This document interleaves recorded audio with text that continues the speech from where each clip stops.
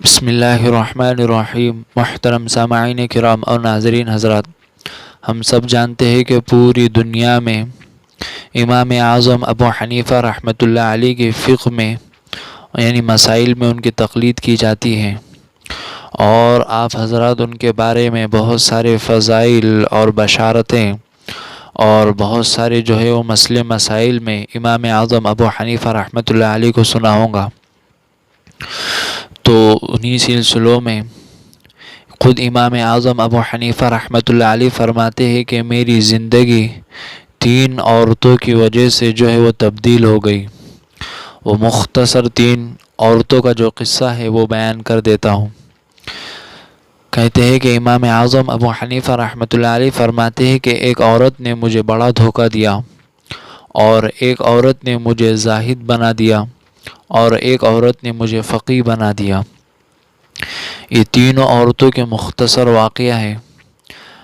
پہلی عورت جس نے دھوکہ دیا، کہتے ہیں کہ میں ایک گلی سے گزر رہا تھا، اور ایک چھوٹا سا بچہ وہ اشارہ کہہ رہا تھا، اور اشارے سے یہ مجھے اندازہ لگ رہا تھا کہ کسی اور کی طرف اشارہ کر رہا ہے۔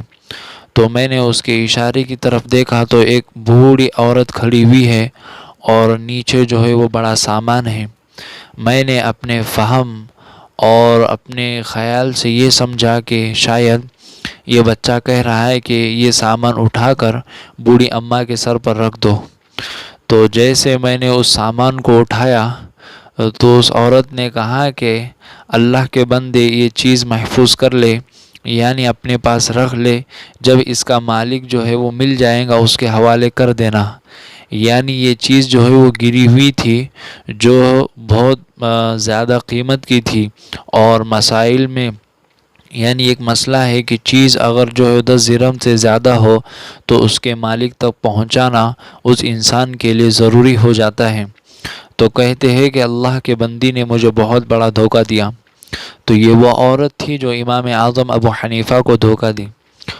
اور دوسری عورت جو امام ابو حنیفہ رحمۃ اللہ علیہ کو زاہد بنانے والی ہے، کہتے ہیں کہ امام صاحب ایک مرتبہ کہیں جا رہے تھے، اتفاق سے عورتوں کا مجمع دیکھا تو امام صاحب وہیں سے پلٹ گئے، لیکن ایک عورت نے دیکھ کر کہا، اونچی آواز سے کہا کہ ھذا ابو حنیفہ، یعنی یہ امام اعظم ابو حنیفہ رحمۃ اللہ علیہ ہے جو عشاء کی وضو سے صبح کی یعنی فجر کی نماز پڑھتے ہیں۔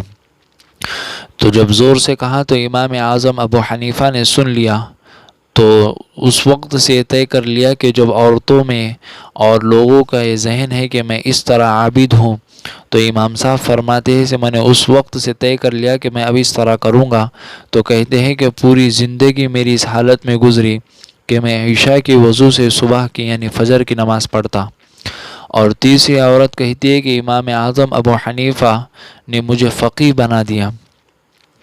یعنی وہ کہتے ہیں کہ ایک عورت میرے پاس آئی اور حیض کے بارے میں کوئی مسئلہ دریافت کی، تو مجھے مسئلہ معلوم نہ تھا، مجھے بے حد شرمگی محسوس ہوئی۔ تو اسی روز سے میں نے تحصیل علم فقہ کا فیصلہ کر لیا، یعنی یہ طے کر لیا کہ اب سے وہ مسئلے مسائل حل کروں گا۔